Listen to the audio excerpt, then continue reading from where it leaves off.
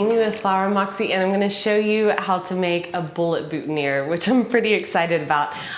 We've gotten a lot of requests, and then I actually had never made one, and although I've retired of being a wedding planner and a florist, I will come out of the woodwork for like family or friends. And so this last fall, my cousin asked if I would make all the boutonnieres to be bullet boutonnieres because her fiance and now husband is a sportsman, and so he's not going to Africa shooting elephants or giraffes or anything like that, more just keeping like the wild hog population in check. But of course I immediately said yes, and then I thought, well, how am I gonna like pin that to a jacket, because how can you pin metal? So this is what I came up with. It worked really well. And we have our boutonniere, so I'm using this dried one that I made for another video. We have our bullet, and I do want to say, like, I had her drop those off weeks in advance so I could figure it out. And my husband called and he's like, babes, someone put bullets on our porch. He was nervous. Okay, so I might have over-engineered this, but I'm good with that. So what I have is a little glue strip, and I start with the bullet, or the casing. I don't know the proper lingo for this. And basically I put a little glue strip on it. And then I come in with a brooch pin. So it has a flat back, and I just want to make sure that it's really secure. So this is how it's going to attach to the jacket. Okay. So we've got this right here. And we go ahead and open up our clasp, and we can get some stem tape, or you can use waterproof floral tape. That works too. And we're gonna tape it again. Again, like, might have over-engineered that, but I'm okay with it. And what you want to avoid is you don't want a lot of thickness on this, because you have to remember you still have to close this pin. So the first time I went to practice this, I got, all heavy-handed and spun a bunch of, twine and things around it.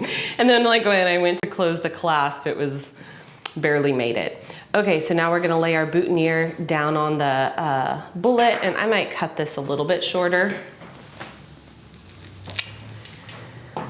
I think the part that, needs to be seen would be the bottom. Like, we don't really care about the top. So we're gonna lay down our boutonniere on top of this, and then use that extra stem tape to attach the boutonniere to the bullet casing. Is it a bullet or I guess it's just like a bullet casing, because. Okay, so that's where we're at this point. So of course we want to hide our tape and our mechanics. To be honest, I probably shouldn't have brought the tape up that far. So you can use bind wire, but I think when I did this in the fall, I found this twine or jute worked better. So we're gonna leave ourselves a tail and start at the top. And why I leave a tail is that's how I'm going to tie it to itself. And so we're gonna wind this twine all the way down, and I like it to be neat, and so I try not to overlap it. And you don't want gaps because you don't want to see the stem tape.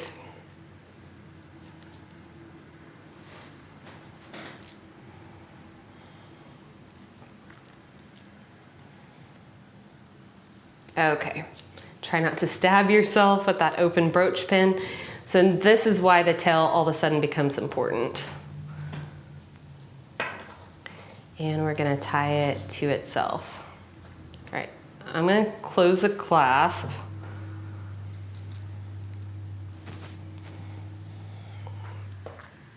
And it's really hard to tie it on the table because it doesn't lay down flat, but we'll work with it. And I'd probably just tie like a little knot I wouldn't go for a bow on the bullet.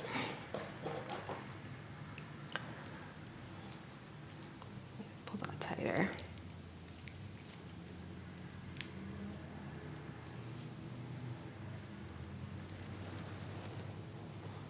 Oh, okay, that's why. I'm like, what is happening? There we go.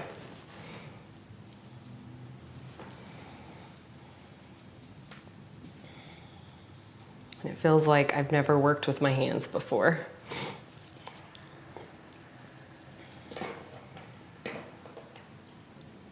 Okay, we have a knot or a tie.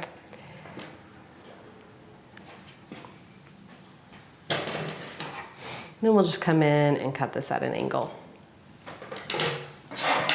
I think you can obviously do fresh flowers. I have dried, and I think that's kind of appropriate for the rustic vibe that we have going here. But you can make these 3 days in advance if it's for fresh flowers, and as long as you put it in a hydration chamber, which is basically Tupperware, damp paper towel, not wet, just barely damp. You lay the boutonniere down, put damp over the top of it, seal it, and pop it in your fridge. But for dried, you can make these well in advance, and you don't have to worry about any hydration. All right, so if you have any questions or requests, leave them in the comments below. Don't forget to like or subscribe, and visit flowermoxie.com for more education. Thank you.